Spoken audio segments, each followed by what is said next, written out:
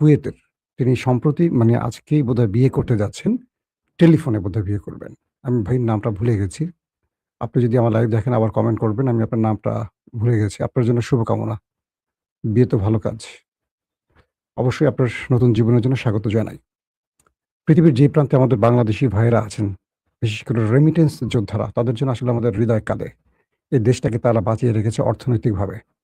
দর্শক, আজকে যে বিষয়গুলো আলোচনা করতে চাই তার ১ম শিরোনামটি হলো, যেকোনো সময় ইরান ইউক্রেনকে খাবলে ধরবে। এবার ইউক্রেনের উপর আসতেছে ইরানের বড় অ্যাটাক। ইউক্রেন বোঝে না কার সাথে লড়তে গেছে। ওর আব্বা ডোনাল্ড ট্রাম্পকে সাইজ করে ভাঁজ করে ফেলছে ইরান। ইরানকে হালকা করে নেওয়ার কোনো সুযোগ নাই। ২ নম্বর, ইরাক থেকে সৌদি আরবকে টার্গেট করে ব্যাপক অ্যাটাক। জিজানের আরামকো তেল কূপে যেটাকে আমরা বলি, ম্যাসিভ আকারে অ্যাটাক করেছে। সৌদি আরবের নাক দিয়ে কান দিয়ে এখন ধোঁয়া বেরোচ্ছে। কেন আমরা ভুলে হুতিকে আঘাত করতে গেলাম ভায়া? এটা এখন মোহাম্মদ বিন সালমান ভাবছে। পাশাপাশি আহ ডোনাল্ড ট্রাম্প আবারও ঘোষণা দিয়েছেন যে ইরানের সাথে আমাদের আলোচনা ভালো চলছে। আশা করি ভালো কিছু আসবে। আবার তিনি ট্রাম্প আবার পুতিনকে জিজ্ঞাসা করতে যাচ্ছেন যে, "আপনারা কি চুপি, চুপি ইরানকে সাহায্য করছেন? ইরান আমাদের এত বড় ধোলাই দিচ্ছে কি করে? এই পুচকে বাহিনী, ওদের সাথে আমরা পারছি না। এটা কি করে সম্ভব?" পাশাপাশি ট্রাম্প আবার এরদোয়ানের প্রশংসাও করেছেন। কোন কারণে আসলে এরদোয়ানের প্রশংসা করেছেন সেটা একটু জানবো আজকের লাইভে। আসেন কয়েকটা গুরুত্বপূর্ণ খবর দিয়ে আলোচনায় যাব। ১ম যেটা হলো, ট্রাম্প বলছেন যে যুক্তরাষ্ট্র তেহরানের সঙ্গে আলোচনা করছে এবং ভালো কিছু আশা করা যাচ্ছে বা ভালো কিছু খবর আসবে। এটা কে বলছে? ট্রাম্প। মার্কিন প্রেসিডেন্ট ডোনাল্ড ট্রাম্প ইরানের সঙ্গে যুক্তরাষ্ট্রের আলোচনা প্রসঙ্গে এই কথাটি বলেছেন। তারা যে দেখা করতে চাইছে তার একমাত্র কারণ হলো, আমরা তাদের উপর খুব কঠোর আঘাত হানছি। এটা কে বলছে? Donald Trump. মানে মশকরা করতেছে জাতির সাথে, পৃথিবীর সাথে, স্বয়ং আমেরিকা জাতির সাথে। গত দুদিনের খবরগুলো কি? পৃথিবীর সব গণমাধ্যম, একমাত্র আমি বলছি, আরেকজন বলছে না, আমেরিকার গণমাধ্যম, মধ্যপ্রাচ্যের গণমাধ্যম, ইউরোপের গণমাধ্যম কি বলছে? আমেরিকার অস্ত্র ফুরিয়ে গেছে। যুদ্ধ বিমান মোটামুটি সব ছাপা করে ফেলছে ইরান মিসাইল ড্রোন দিয়ে। প্রতিরক্ষা ব্যবস্থা ধ্বংস করে দিয়েছে। প্রায় ৬ থেকে ৭০০ সেনা গুরুতর আহত ইরানের হামলায়। আর ইরান বলছে ২০০-র অধিক তারা মেরেই ফেলছে। আরো হিসাব আসবে। ইরান বলছে যে এটা আমাদের কাছে কনফার্ম তথ্য এবং আরো যে তথ্য, সেই তথ্যের আলোকে সংখ্যাটা আরো দ্বিগুণ হতে পারে, ইরান বলছে।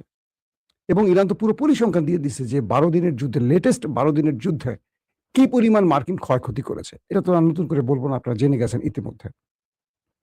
তো সেই পরিস্থিতিতে ডোনাল্ড ট্রাম্প বলছে যে ইরানের সঙ্গে যুক্তরাষ্ট্রের আলোচনা প্রসঙ্গে তিনি বলছেন, তারা যে দেখা করতে চাইছে তার একমাত্র কারণ হলো আমরা তাদের উপর কঠোর আঘাত হেনেছি। মানে ইরান নাকি তাদের সাথে দেখা করতে চাইছে, কারণ আমেরিকা কঠোর আঘাত হেনেছে ইরানের উপর। ওরে বাপরে বাপ!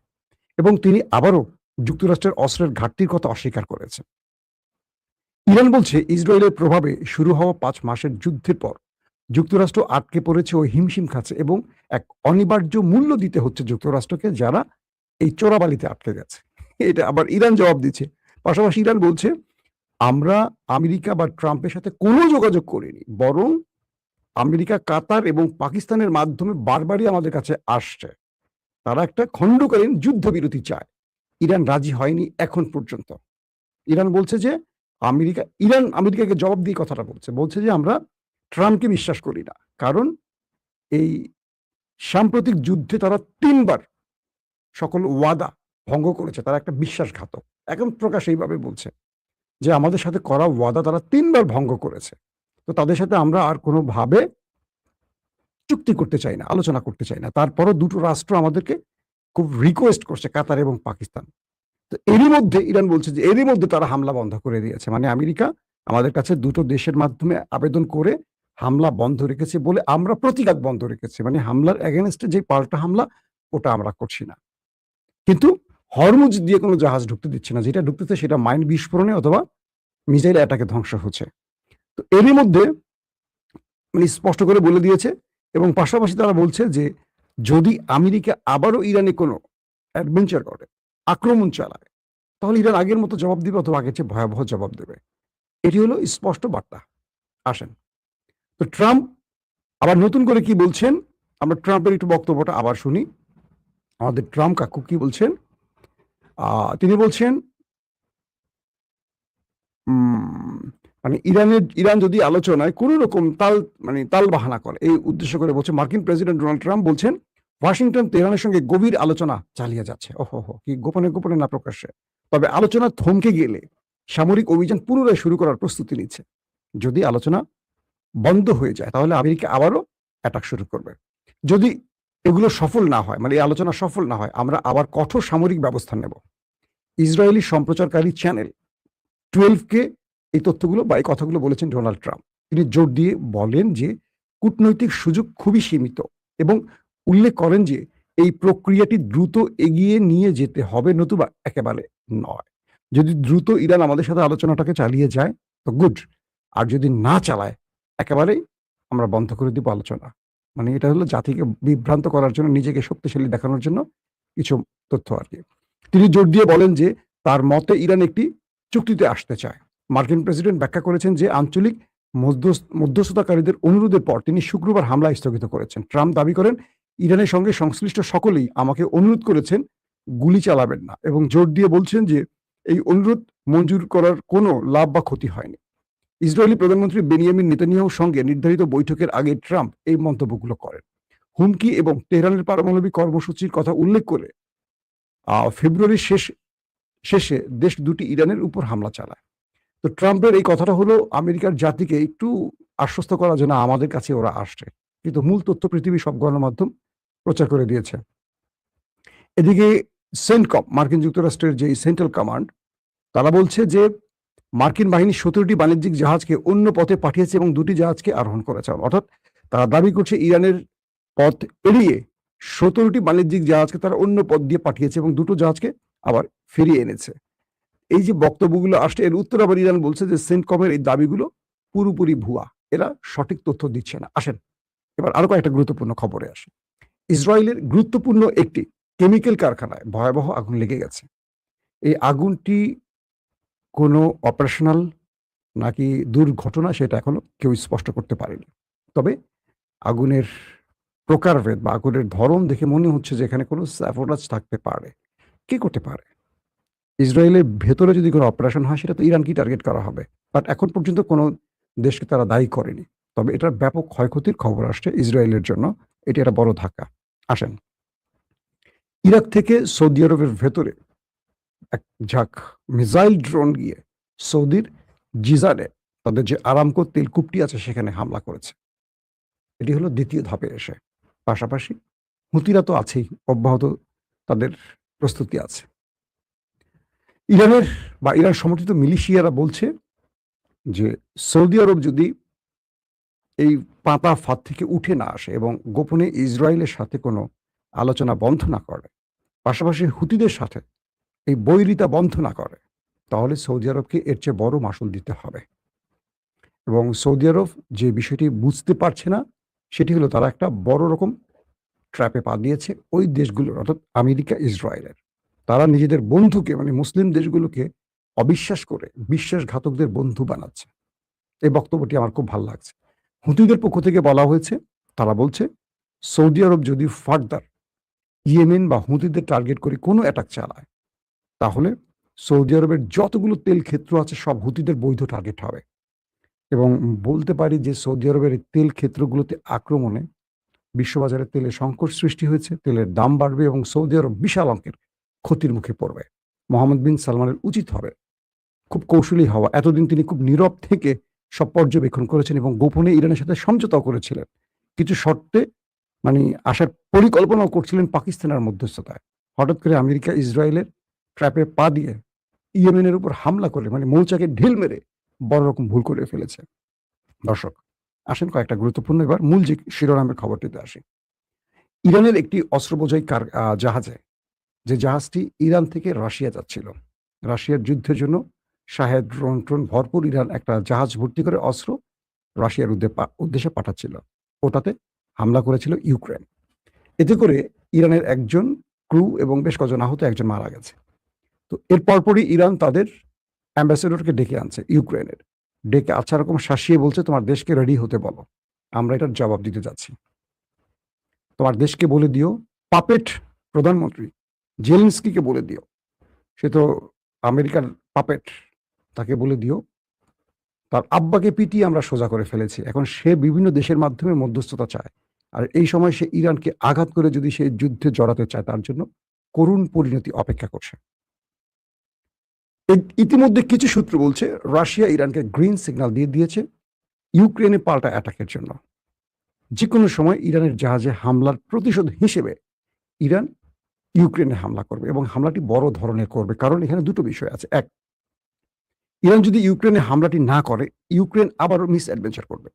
আবারও তারা এরকম কোনো কর্মকাণ্ড করবে। ইরান তো আমেরিকাকে ছাড়ে না, ইউক্রেনকে তো ছাড়ার প্রশ্ন আসে না। তো এখন ইরান অপেক্ষায় আছে এমন একটি হামলা করবে, যেমন ইরানের এই হামলায় তাদের একজন লোক মারা গেছে, কজন আহত হয়েছে এবং জাহাজটা ক্ষতিগ্রস্ত হয়েছে। তাদের প্রচুর অস্ত্র যেটা রাশিয়ার উদ্দেশ্যে যাচ্ছিল সেখানে ক্ষতিগ্রস্ত হয়েছে। ইরান একটি দ্বিগুণ ক্ষতির জন্য একটা পরিকল্পনা তৈরি করছে, যে একটা অ্যাটাকের ফলে ইউক্রেনকে যেন এর চেয়ে বেশি মাসুল গুনতে হয়। এই একটি ব্যাপার। পাশাপাশি ভ্লাদিমির পুতিনের পক্ষ থেকে গ্রিন সিগন্যাল দেওয়া হয়েছে কি, যে কোন টাইমে কোন জায়গায় ইরান আঘাতটি করলে ইউক্রেন এটা সবচেয়ে বেশি ক্ষতি বা ফল ভোগ করবে সেই বিষয়টি। এখন ইরান কেন এই কথাটি বলছে, ইউক্রেনকে যে কোনো সময় হামলা করবে বা অ্যাম্বাসেডরকে ডেকে? ইরান এর আগে ব্রিটেনকে, যুক্তরাজ্যকে হুমকি দিয়েছিল, কারণ যুক্তরাজ্যের ঘাঁটি ব্যবহার করে আমেরিকা ইরানে হামলা করেছিল। তার পরপরই ইরান তাদের রাষ্ট্রদূতকে তলব করেছে এবং হুঁশিয়ার করে বলেছে যে তোমরা আমেরিকাকে ঘাঁটি ব্যবহার করতে দিয়ে ভুল করেছ। তোমরা মনে রেখো, তোমরা আমাদের সীমানার মধ্যে আছো, আমাদের মিসাইলের লক্ষ্যে আছো। এখন প্রশ্ন করবেন যে ইরানের এই মিসাইলগুলো তাদের রেঞ্জ আসলে কত? আপনাদের মনে আছে মার্কিন একটি ঘাঁটি দিয়াগো গার্সিয়া, সেখানে অ্যাটাক করেছিল ইরান। তখনই পুরো পৃথিবীর চোখ চড়া গাছ হয়ে গেছে যে ইরান এত লম্বা ডিস্টেন্সে কি করে অ্যাটাক করলো। এখন ইরানের থেকে ইউক্রেনের দূরত্ব 2 থেকে 2,500 কিলোমিটার, 2000 থেকে 2,500 কিলোমিটার ইরান থেকে ইউক্রেনের দূরত্ব। ইতিমধ্যে এই দূরত্ব ওভারটেক করে ইরান কিন্তু ইসরায়েল অ্যাটাক করেছে, যে কারণে আমেরিকা ইসরায়েলের রিকোয়েস্ট অনুযায়ী ইরানকে বলেছিল যে তোমরা নিউক্লিয়ার প্রজেক্ট বন্ধ করবে, পাশাপাশি লং ডিস্টেন্স বা লম্বা দূরত্বের ব্যালিস্টিক মিসাইল বন্ধ করতে হবে তৈরি করা। ইরান মানেনি, যার ফলে যুদ্ধটা শুরু হয়েছে। এখন মধ্যপ্রাচ্য থেকে শুরু করে বিভিন্ন গণমাধ্যমগুলো বলছে, সামরিক বিশ্লেষকরা বলছে, ইরানের কাছে কত দূরত্বের লং ডিস্টেন্সের কি মিসাইল আছে, কত দূরত্বের, সেটা কেউ জানে না। ইরান এটা প্রকাশ করে না, কারণ এটা প্রকাশ করলে ইউরোপ ইরানের উপর ক্ষেপে যাবে, কারণ ইউরোপ ইরানের নিশানায় আছে কি নেই এটা কেউ জানে না।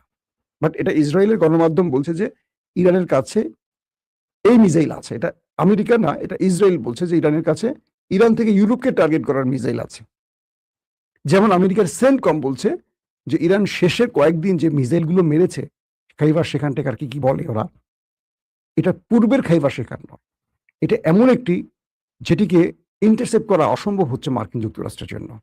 এটার স্পিড, এটার ওয়ারহেড একসাথে একাধিক ওয়ারহেড বহন করছে।